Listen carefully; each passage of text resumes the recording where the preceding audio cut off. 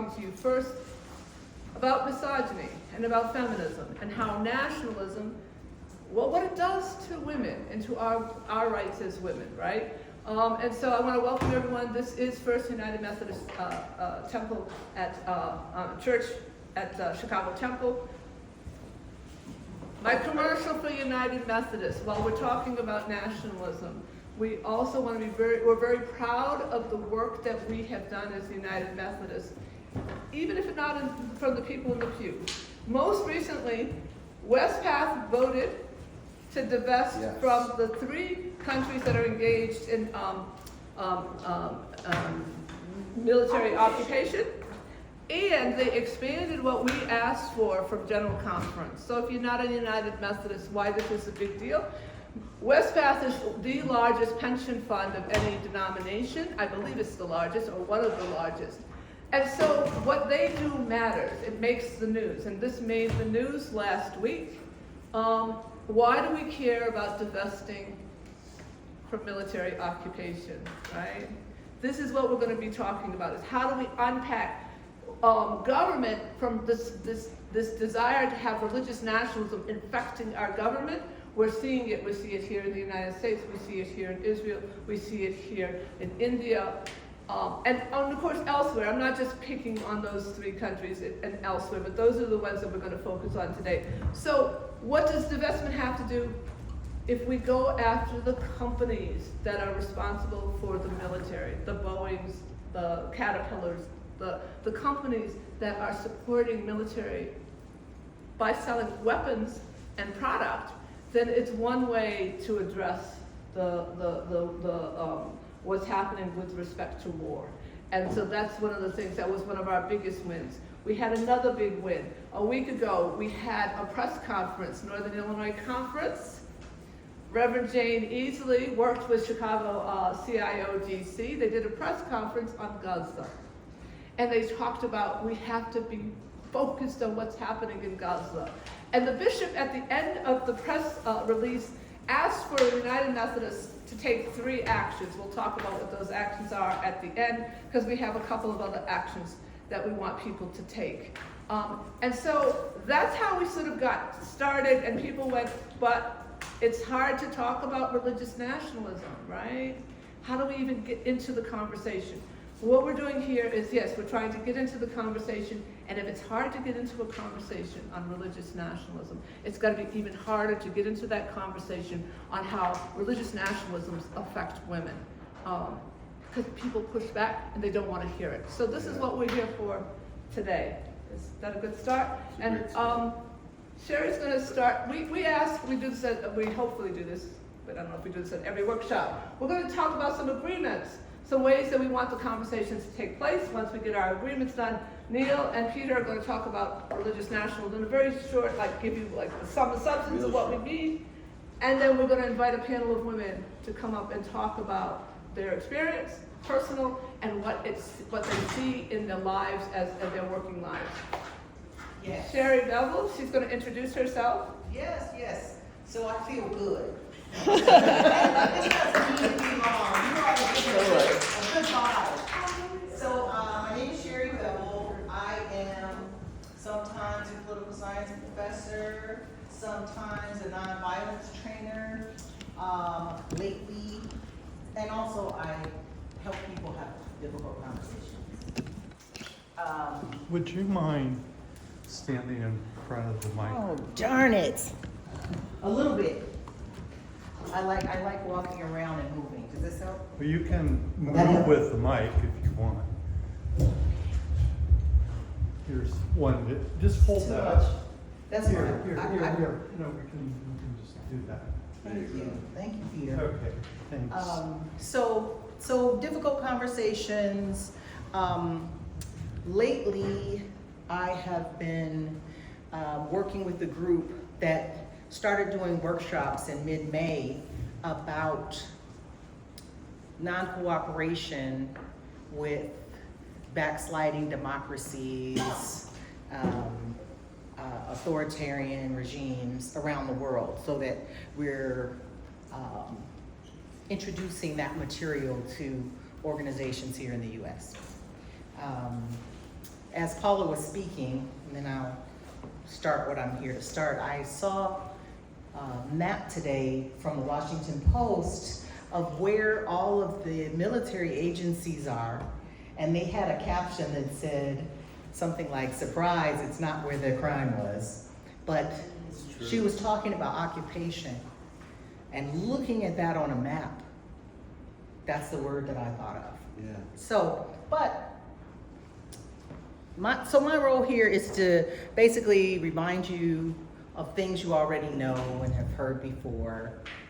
Peter had a phrase that I really liked, like, let us create a collective covenant about how we're gonna communicate with one another. And some people call those agreements. So I know in meetings before, some of you have heard these. Please feel free to join in and add some to what should be a short list. Has anybody have any recall on any of these? There's like one mic. In other words, yes, let's not talk over each other. Any others? Thanks, Leslie. Any others? There's one that was offered yesterday. Listen with kindness. Because we know we might not agree with everyone, but we can listen with kindness. And call people in, not out. I like that one too. Kindness. Call in. Not out. Yeah, and related to listening with kindness, don't assume that you know the person and you know what they're gonna say, that you just try to keep an open mind and listen without judging. Kindness, at least until they're finished.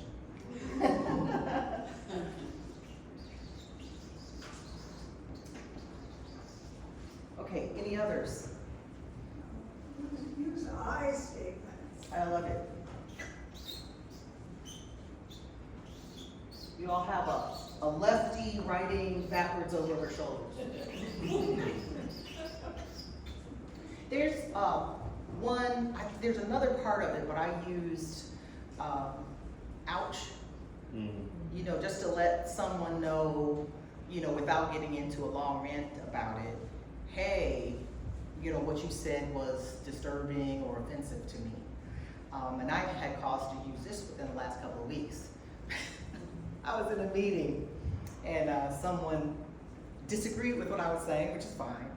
But then they said, well, I guess you're never too old to learn. So I was actually about to start a training and I said, we don't have to discuss this now, but ouch.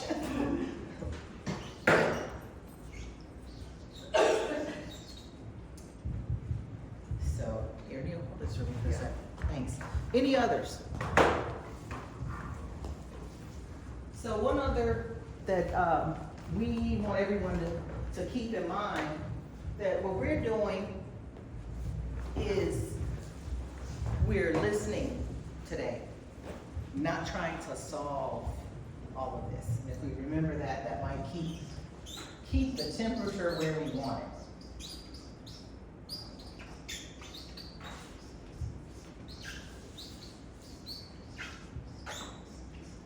And I want to say that we can open this list back up at any time that we're here. It's not like once we're through our list, we're done.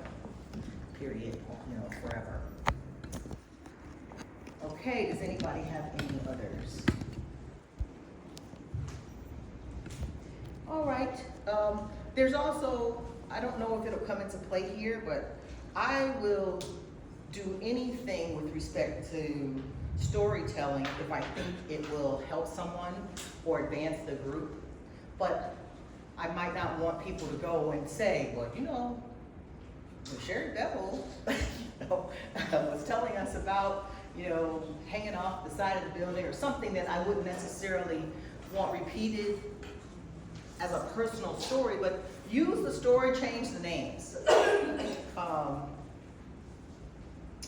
And The last thing I wanna say is if we end up in smaller groups or even in our large groups, I don't want people to perceive, even people who have expertise in their particular area, as experts. Let us all think of each other and ourselves as explorers today. So, that, I think I'll hand it over to Peter.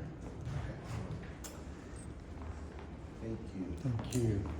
Actually, I'm gonna work off this mic, this podium.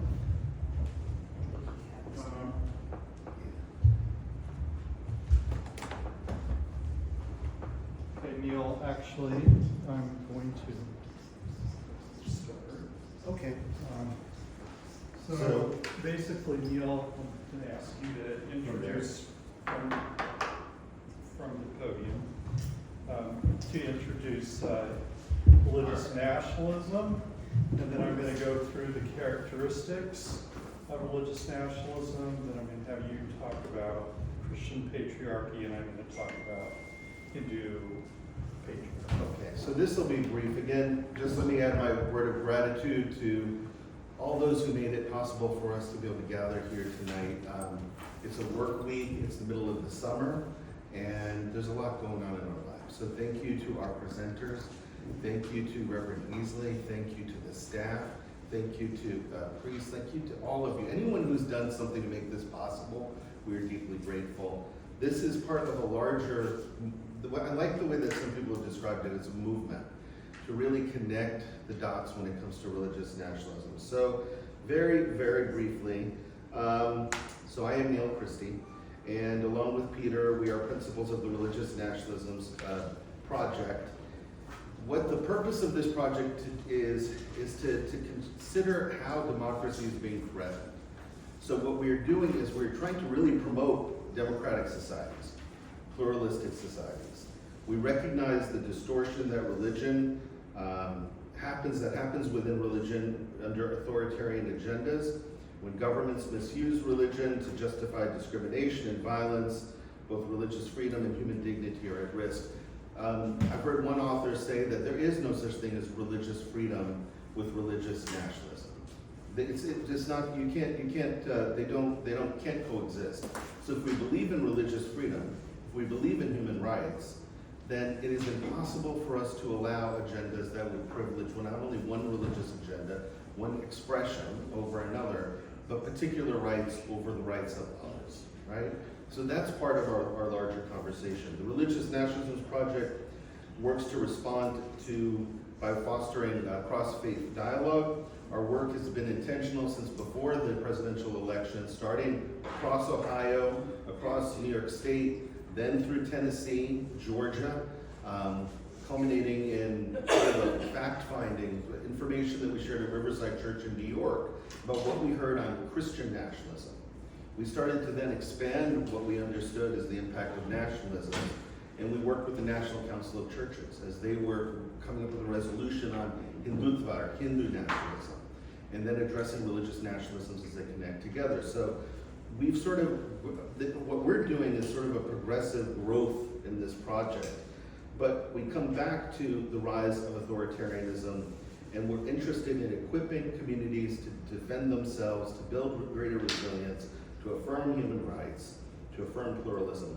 So when we ask what is religious nationalism, we invite all of our participants to remember we are talking about any government which seeks to adapt a religion or adopt a religion, twist that religion, and weaponize it against any religious minority or any ethnic minority. In some cases, it's ethnic minorities. In the case of indigenous peoples, Adivasi people, lower caste people, regardless of their Muslim, Buddhist, Hindu, Jain in India, that's one example. Parallels can be made with other nations as well as religions. Religious nationalism is also used as a tool to discriminate against people who are practitioners of the same faith adopted by a government. For example, when Bishop Buddy drew on her Christian principles to criticize the president's Christian nationalism, she was shunned, she was called a heretic. And I spoke to her, I live in Washington, D.C., I spoke to her staff, I live 10 minutes from the National Cathedral where she gave that sermon. the death threats that came to Bishop Buddy were very real. The bishops who stood with her, Bishop Latrell Miller Easterling, who was the bishop of the Baltimore, Washington conference, that it was a sea change in terms of how they were going to relate to this new administration. So my hope is that we do not forget what happened that day with Bishop Buddy and the risk that she was willing to take, and what religious leaders now continue to do on the streets of Washington, D.C., but also in our rural communities on the border. She was shunned, she was called a heretic. In the same way, when a Jewish person criticizes Israel, the Israeli government, for not adhering to Jewish principles, they are called anti-Semitic and a self-loathing Jew. When a progressive Hindu criticizes the Hindu nationalism or Hindutva in the state, they are harassed, they're surveilled. India actually has the largest number of surveillance mechanism in the world. They surveil with electronically. The statistics are really quite high, but right now the Amnesty International has rated India as number 1 in surveilling their own people, and much of that is motivated by religious nationalism. Surveillance, threatened, they're not considered real Hindus, genuine Hindus. So that's some of the context. I'll turn it over to Peter.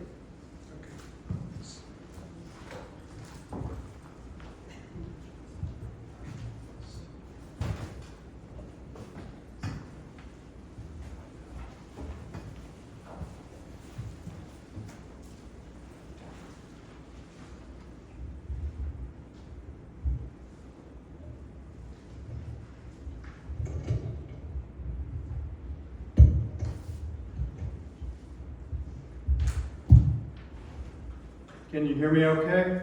Yes. Yeah. So, religious nationalisms employ certain common tools to further their agenda.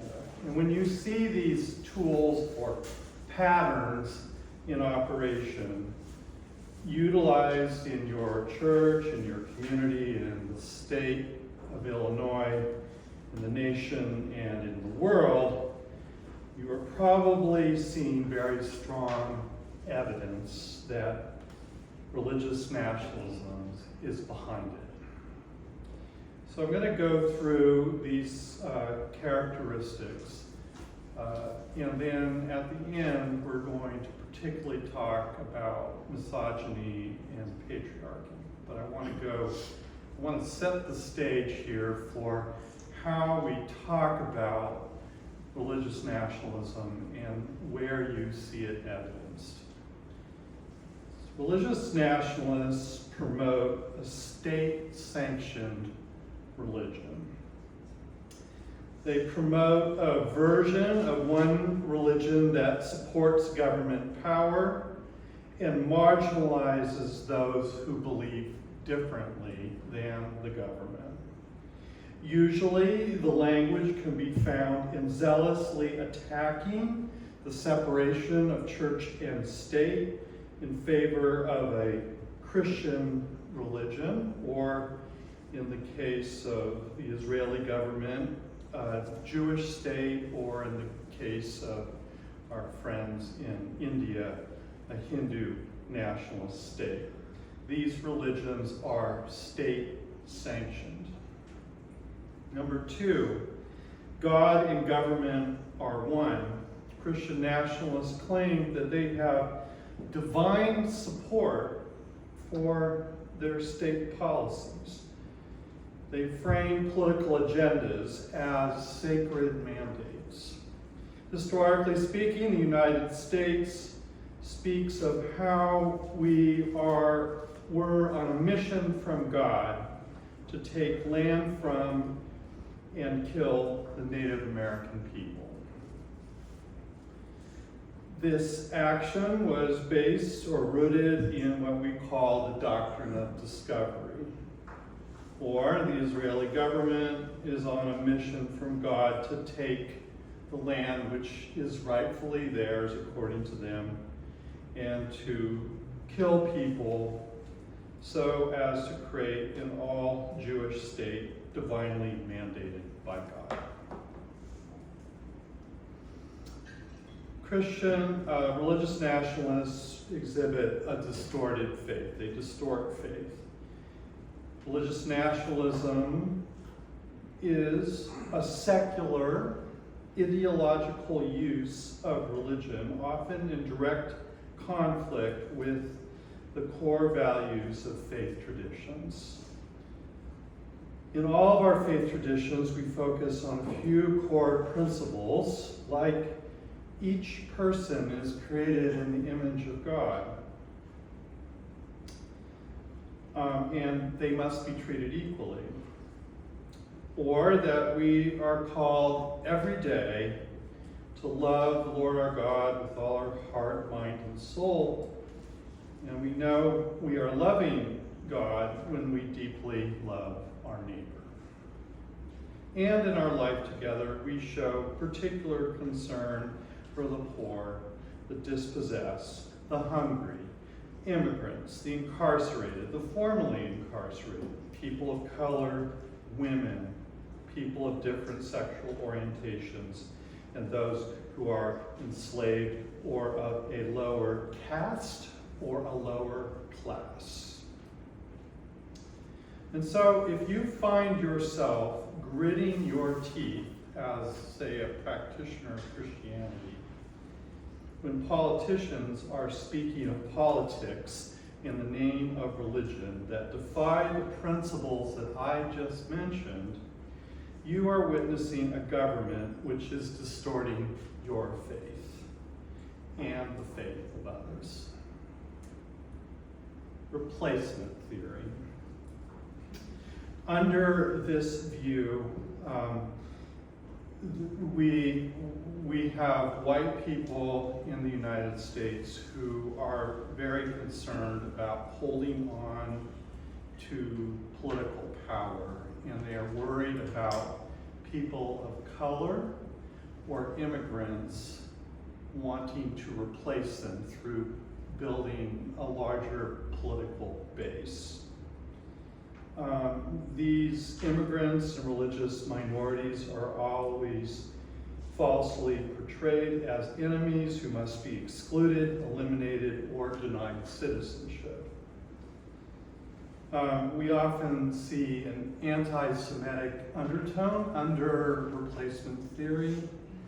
You probably all remember Charlottesville, where all these people were running around saying what? Jews will not replace us. So it's very odd, really, that this there's a merging here of white supremacists with a high level of anti-Semitism. In India, we see this in terms of blocking immigrants and religious minorities by deporting them, putting them in labor camps, or denying them citizenship status. In the United States, we see that this political drive shows itself in, for instance, that little state of Texas right now that wants to engage in a gerrymander to ensure that minorities and immigrants have less political power and that white people have more political power. And of course, we see here in Chicago and across the country ICE raids which seek to purge immigrants out of our communities, deport them, incarcerate them, marginalize them. It's all part of a desire to replace people under replacement theory. We see an erasure of history.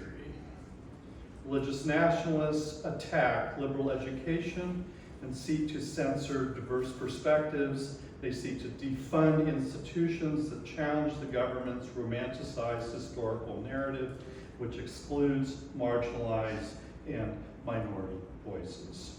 So when you see all these anti-DAI initiatives, what you are watching is a campaign to erase history, to homogenize it, and to exclude the voices of many people who are not white and in a power position. Or you see the federal government withholding funds from institutions that have classes that might primary minority voices. Or you could see the firing of faculty, the suspension of students, the denial of admission of international students. That's all part of an agenda to erase history. It's religious-based violence. Violence is used to divinely ordain violence, militarism, home and sacred site destruction, and land acquisition. And we certainly see this exhibited by the Israeli and Hindu nationalist governments, which bomb and burn mosques and churches, arrest and kill their leaders, and take their land. Scriptural abuse. Religious nationalists use ancient texts to justify present-day injustice. For example, weaponizing scripture to defend exclusive territorial claims or suppress other religious groups. They will say things like, the Bible said that Israel was entitled to this land without regard to the justice they were supposed to show to the stranger in their midst. We have also seen in our history scripture used to justify slavery, and also scripture used to will manifest destiny here in the United States. Finally, before we talk about patriarchy, religious nationalists use propaganda to further their ends. So many of us are often heard to say, Donald Trump is lying all the time. Netanyahu is lying all the time. Narendra Modi is lying all the time. And they know exactly what they're doing. It's part of a propaganda strategy where you continually lie about the facts and repeat misinformation so often that it becomes truth and reality. Red becomes green, blue becomes yellow, and you can see here examples like, for instance, our lovely government set up an anti-Christian bias task force to attack Christians who practice Christianity. You can see how the language of the oppressed is used to oppress the oppressed. For example, you can have this situation where Christian Zionists try to tell you that they are highly supportive of Israel, when in fact they wish Israel's destruction. That's right. You set up an anti-Semitism task force claiming you defend the Jewish people while using your task force to severely attack Jewish people who criticize Israel. And if you are a Christian who happens to agree with those Jewish people, you are also now called an anti-Semite. Propaganda. And one more, my favorite propaganda tool. We are all for religious freedom, which we mean by the fact that religious freedom gives us as Christians the freedom to discriminate against other people. That's right. Totally. So, Neil? Yeah, sure. Okay. So if these are the characteristics of religious nationalism, what we want to focus on in particular is patriarchy and control. Patriarchy and control that lead to misogyny. And I'm going to add patriarchy, heterosexism, control that leads to misogyny. Religious nationalism's focus on a rigid gender hierarchy with women, LGBTQIA people, non-traditional families are seen as threats to God's order. I want to give you one example that's very concrete. We tend to use illustrations that come from the extreme. Two that come sort of from the middle would be these. There's a name that some of you may be familiar with. There was an interview, I think just done last week on CNN, with Doug Wilson, who is the pastor of a openly Christian nationalist church. It was started in South Dakota, correct? Yeah, but they have now several hundred churches around the country. A new church plant is in Washington, D.C., just a few blocks from the White House. They don't really want to be a mega church. They're okay with modest numbers. In this church, and I shared this with when we were talking about some of this workshop tonight, is you'll see women go there who have JDs, MBAs, probably MDs. You know, you got business people that are coming there. They all go to this church. But in this church, they believe that the man is the head of the household, the woman is subservient to the man because it's scriptural, and that there should only be one vote per household. And the vote, because it's household, follow it, is the man. So they believe that there's actually biblical reason to rescind the vote for women. And there's a movement. Now, we may think that is so far out of reality, but the reality is they have an influence with people like Pete Hegseth, who attends that church.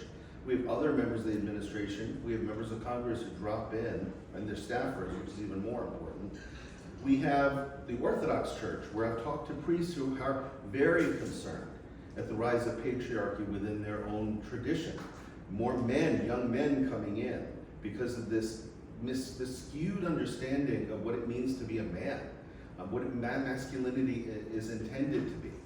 And so it's happening in mainline churches, it's happening with parachurches that have become churches that are trying to influence mainline churches.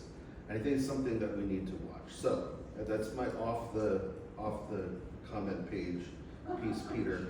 For Christian nationalists, Jesus, of course, then is the head of the church. The man is the head of the household. The wife subjugates herself to the husband. They need to have children, so there is this push to procreate. When women who work may seem to choose to have an abortion or assert control over their own bodies, it's frowned upon. If you're gay and married, you're less than. You are deviant. If you're transgender, that's a problem. If you choose not to have children, that's also a problem.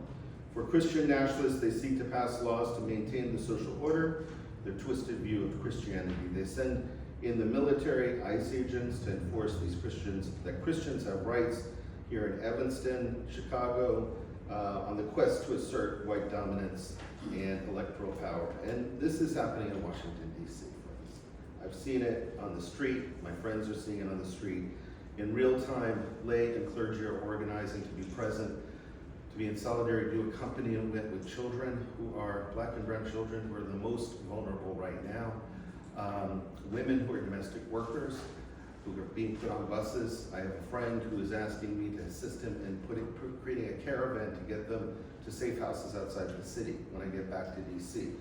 They are targeting women because they are vulnerable.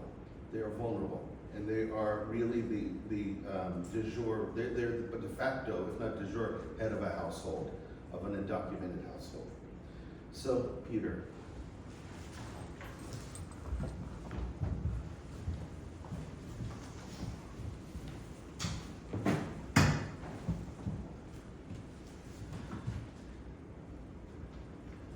This is not a comprehensive lecture on patriarchy and misogyny, and we're going to hear from our panelists soon who are going to fill in a lot of holes, but I'm going to just give you another illustration of this, and that is within Hindu nationalism. So when I went to India, in 2018, I took 12 people with me to India.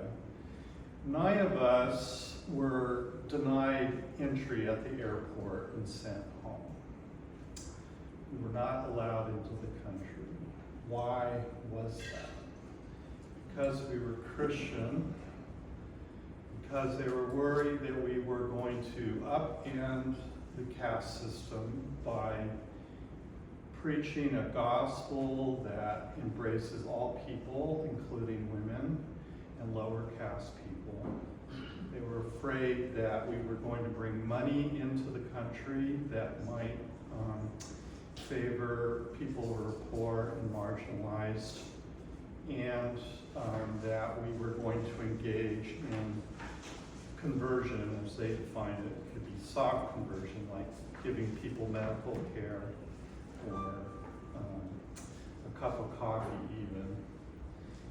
And we have venerable institutions in India, Christians do, which educate all people, including women, in India. So we were a threat and they sent us home. And what I'm trying to say is that this happens all the time in India. People are denied entry into the airport, and it's an icon of how they treat religious minorities, and certainly women, and people who are not of an upper class. We were at the airport. The male aggressiveness that we experienced there, particularly by the women in our group, was pronounced. There's lots of history there of violence against women, rape, killing women for marrying somebody else. This stuff happens all the time. But the other thing that I want to say before we turn it over to our panel is that sometimes they cleverly use the language of trying to liberate women, Muslim women, who they perceive to be seriously oppressed by over-sexualized men.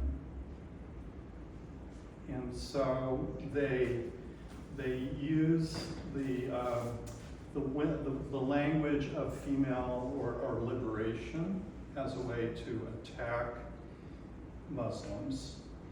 And sometimes they have spokespeople who are women who will perpetrate this. And we saw this very recently with a tour of somebody named Kajal Hindustani, who has done a national tour, who basically went to Dallas and in the South, in New York, Washington, D.C., and really perpetrated intense hate speech against Muslims, calling them zombies, for instance, demanding that Hindus not patronize Muslim businesses in the United States.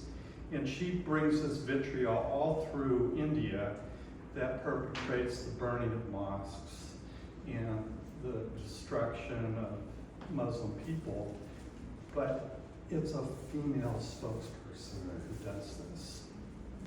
So I'll leave you with that and turn it over to our panel. Thank you, Peter. I just want to quickly finish this part, calling people not out. But I just want to make sure that everybody is on the same page about these. Everyone comfortable with these that we've come up with so far? We've got I want to add one more. Okay.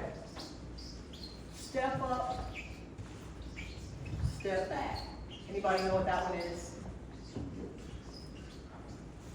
As we open up the conversation, let's be conscious of our own tendencies. If you're somebody that tends to not ever say anything, push yourself out there, because we never know. I always say that I have a Baptist future father. So you never know who the Holy Spirit's gonna move through. You can translate that to whatever you need for it to be. So step up if you're not someone who usually steps up and speaks. And step back if you tend to talk a lot. I think that's a crime. I fall into that category. Pull yourself back. Make sure everyone else has had a chance to be heard before you go for a second or third round. Everybody agree on that one? Mhm. Good, let's proceed. Okay, so I'm going to add another one, but I'm going to tell you a little bit of a story. So why tonight and why women? So this is August 18th. It is the start of the school year. I hope some of you took the chance to look at the photo exhibit that we have in the back. Those are children from Gaza, most of whom have been killed by the Israeli soldiers. I think almost all of them, except two. And the two that are on the second table are children that belong to a journalist, Anas.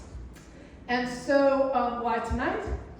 We celebrate, but we also know women are the ones that are the responsible ones for getting children ready for school, right? So a lot of women that would have been here, some of them had to work overtime to be ready for today. And then there were the other ones, the ones whose children are not going to go to school because they don't have the money, because they're afraid that ICE will be in the schools. We think of some other reasons, right? But we started to pick today because it is a very important day.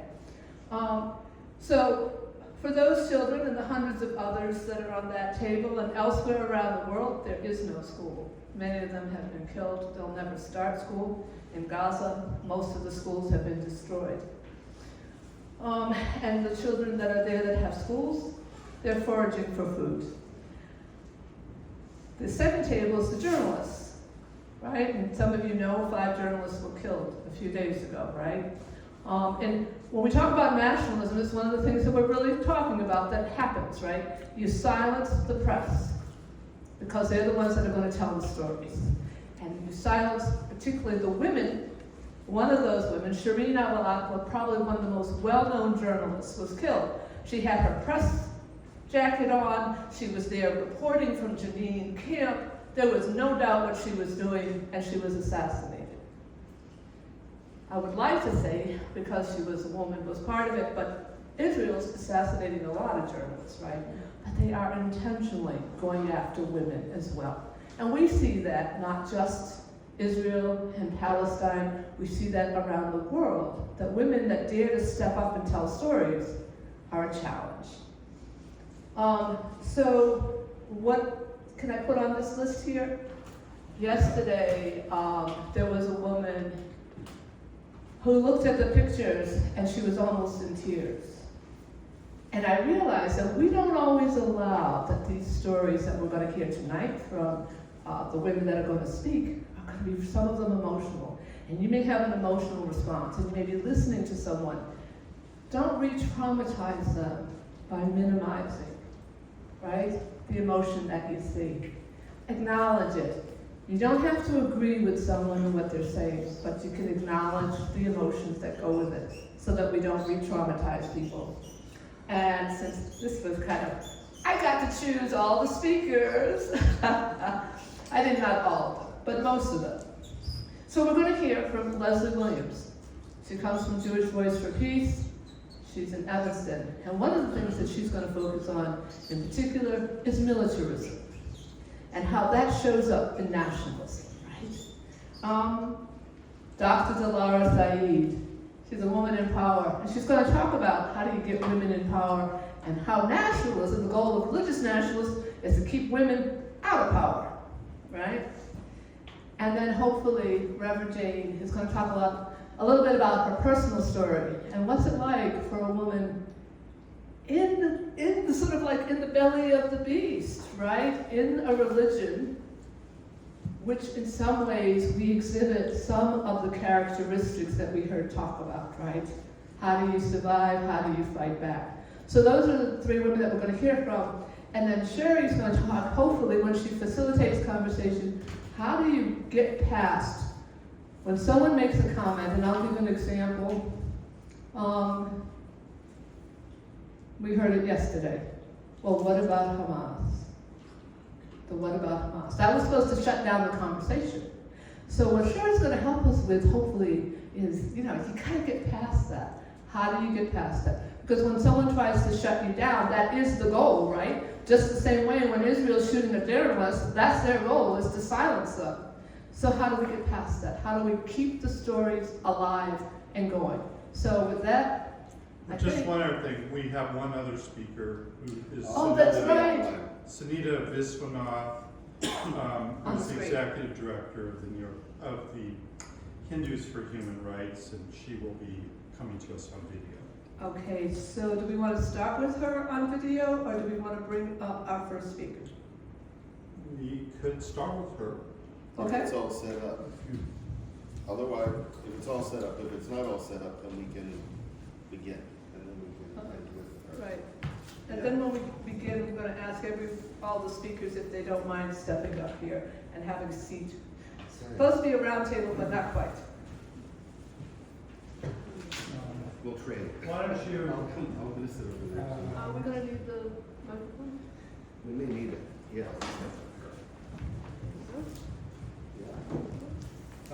I would suggest that Leslie go first.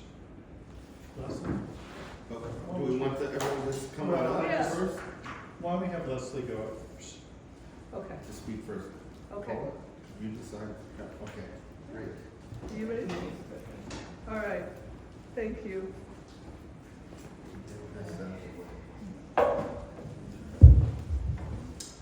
Hey everybody, how you doing? Good. So as Paula and Neil said, my name is Leslie Williams. I'm a member of Jewish Voice for Peace, which is the largest anti-Zionist organization, not just in the US, but in the world. And I came to this in kind of an interesting way. I did not grow up Jewish. I converted to Judaism about 35 years ago. And the real motivation for my conversion was that Jewish ethics and the principles of Jewish ethics were really important to me. And, you know, this is not at all to cast any aspersions on Christianity, but the Christianity that I grew up with was a lot more focused on having a great life in the next world and maybe not so much in this world. And that was really what motivated me to explore Judaism when I was a young person.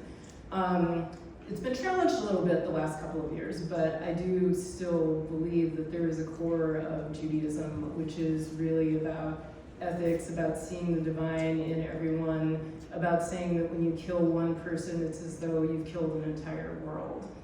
But when I was reading about Judaism, and when you convert to Judaism, you also are often kind of asked to convert to Zionism. Certainly the rabbi who did my conversion very strongly encouraged me to assume that my conversion would mean becoming a Zionist. And so one of the things he gave me to read was the book Exodus. And I don't know if all of you are familiar with that. One thing I found out recently is that the author, Leon Uris, used to write American Westerns, and that really makes sense when you think about it. You know, you've got the noble European-looking people conquering the savages and bringing civilization to a desert land. A lot of similarities.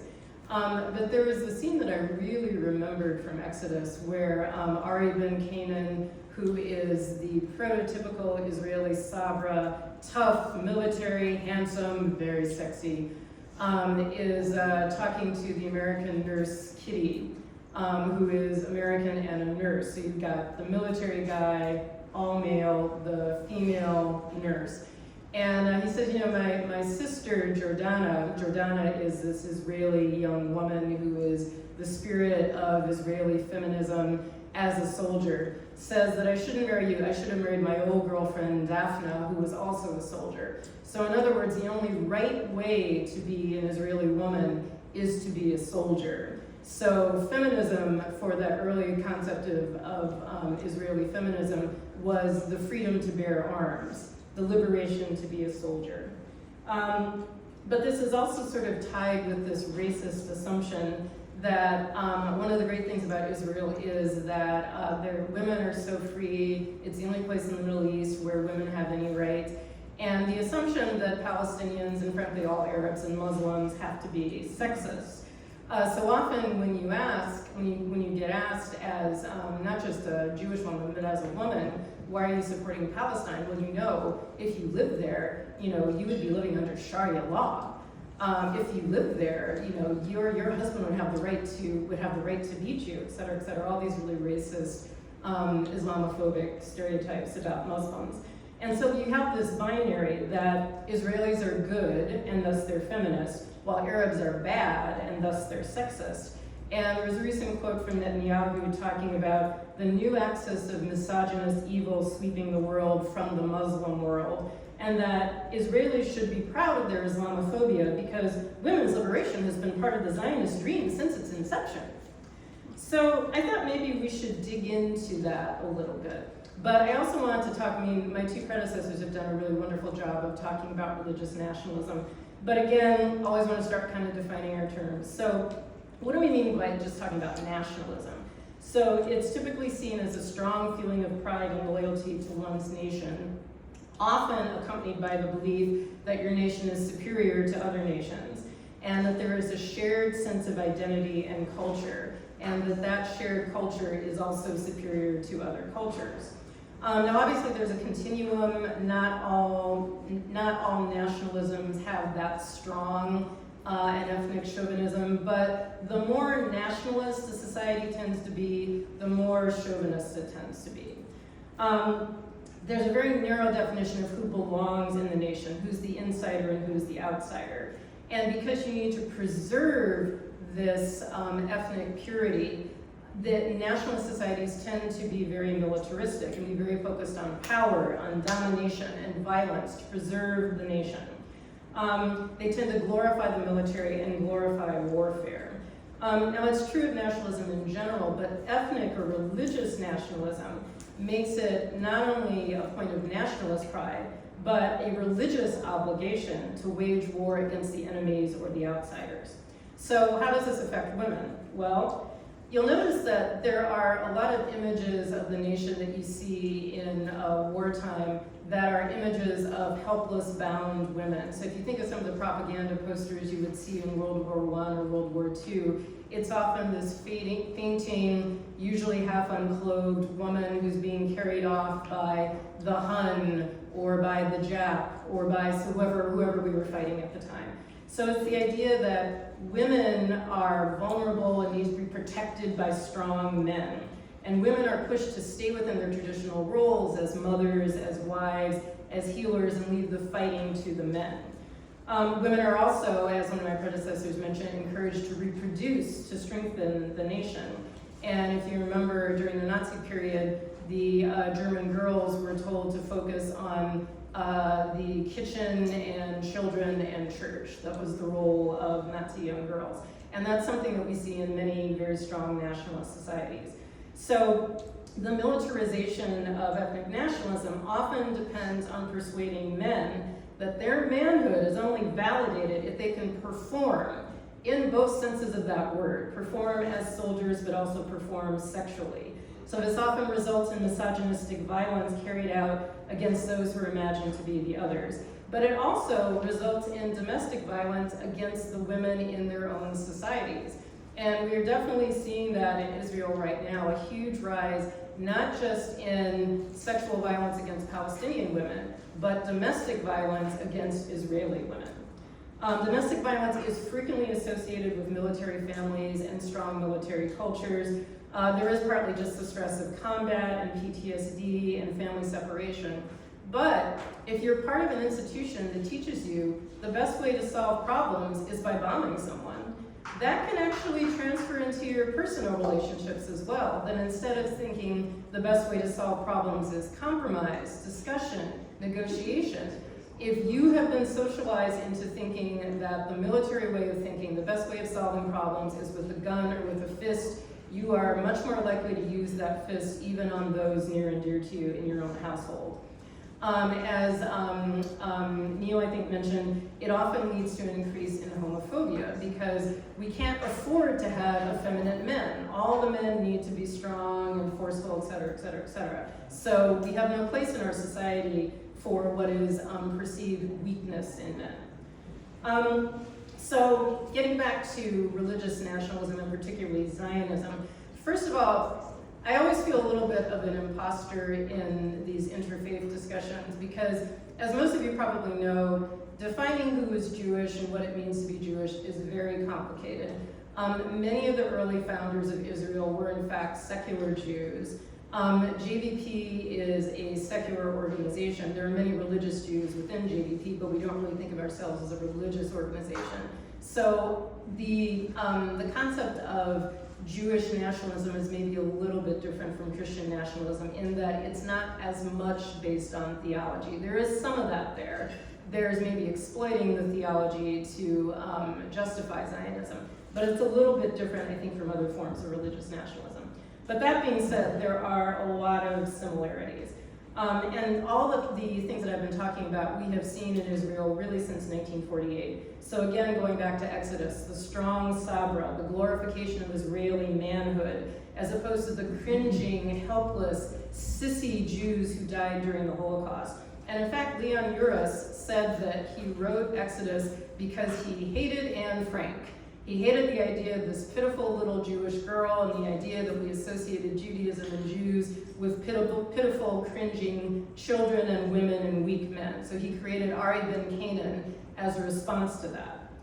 The concept of maintaining demographic balance. Another aspect of Israeli violation of Palestinian womanhood is the need to maintain demographic balance. And Palestinian women are frequently referred to as demographic threats. So it's in the interest of the nation to control the fertility and the reproduction of Palestinian women.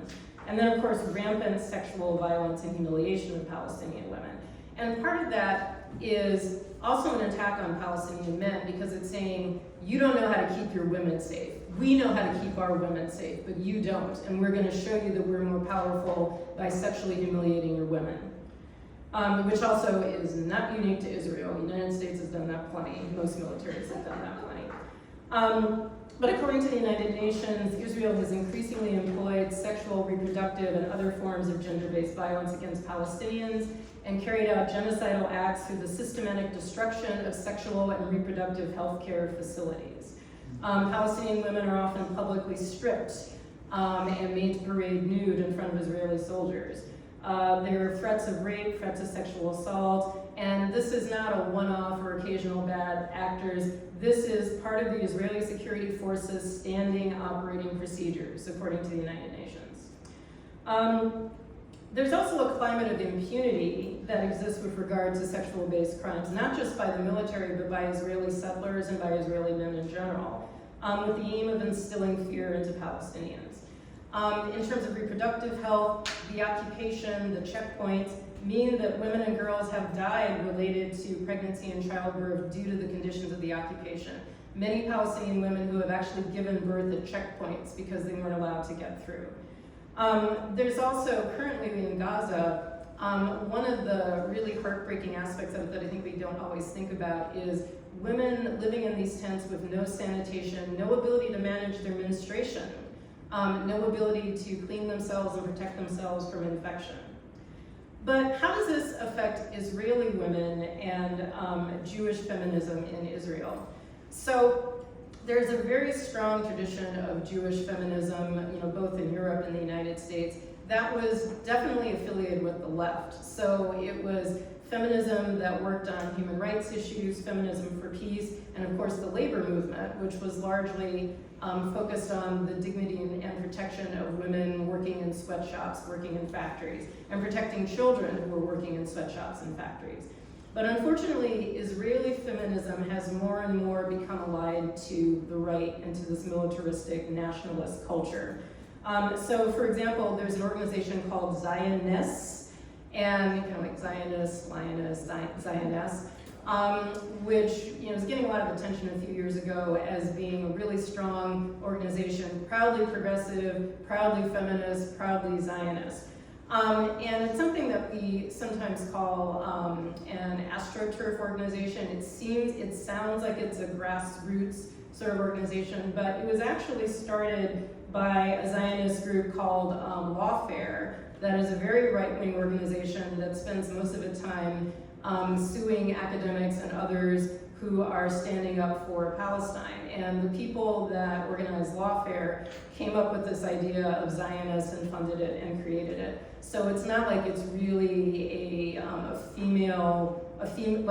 female-led, but it wasn't a female-created organization.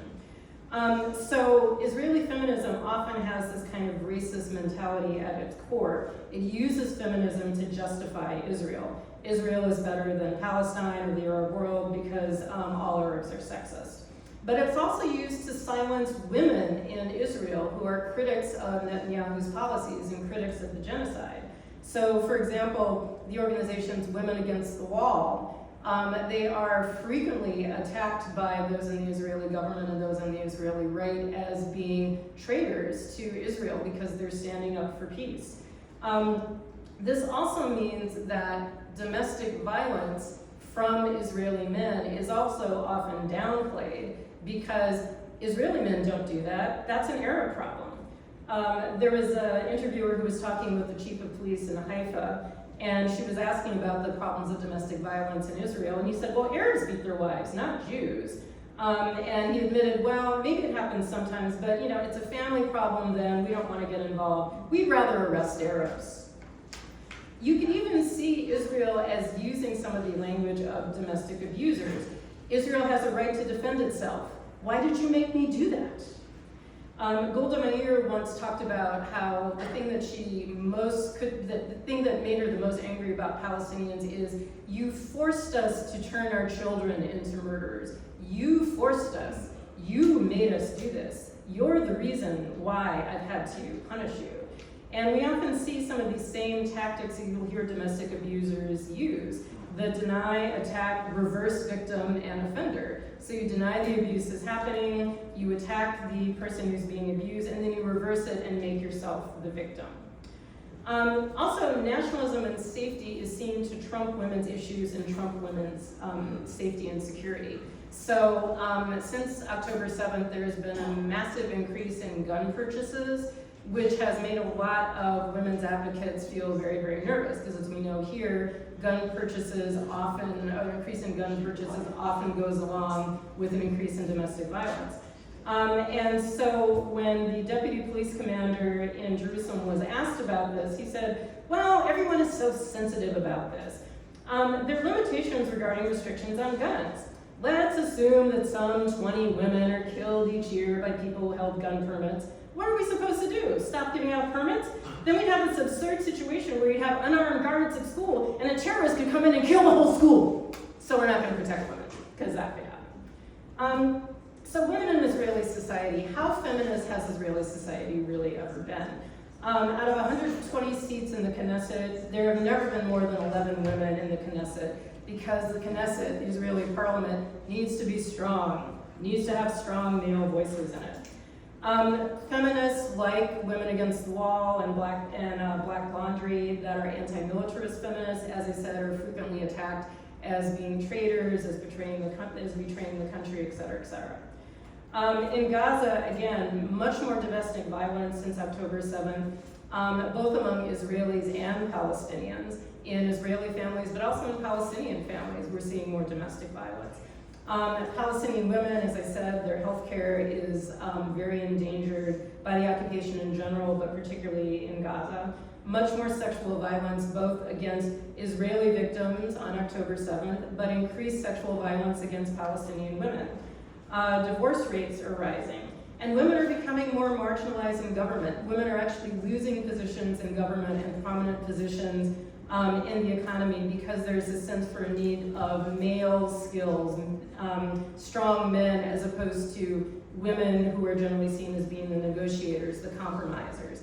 And with this form of ethnic nationalism, there is not as much room for compromise. Compromise becomes a bad thing. So what can we do about this? As with all of these situations, listening to the people who are most affected, listening to Palestinian women, listening to Israeli women who are pushing for peace, who are pushing for compromise and dialogue. And also looking back at our own societies, because these trends that I'm talking about, they're perhaps extremely pronounced right now in Israel and Gaza, but that does not mean that they do not happen here. And military families in the United States experience some of these same issues with domestic violence. And we also see in many of our own movements that women are silenced by men who say that the role of the women is just to support the men. So I think what I would say is not to be too complacent and not to consider ourselves to be immune. So thank you.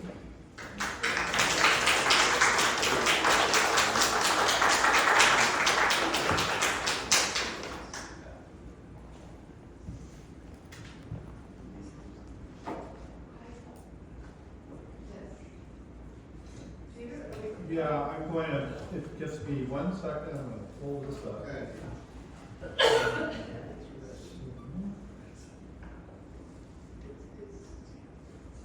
Can you turn the lights down? Yeah. Do I turn the lights on?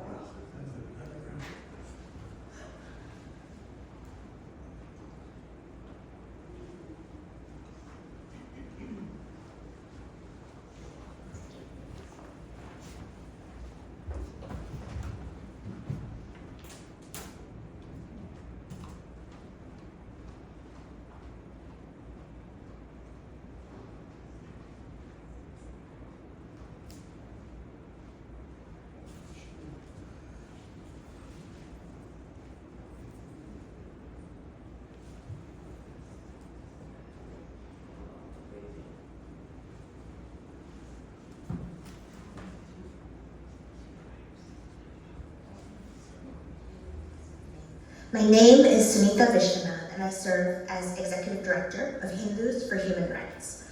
We are a faith-rooted voice, grounded in the Hindu values of truth, satya, nonviolence, ahimsa, and justice, nyaya, working to stand with the vulnerable and to resist oppression in all its forms. Hindus for Human Rights exists because Hinduism, like Christianity, and every faith represented here, is being distorted and weaponized by political movements. In India, that distortion is called Hindutva,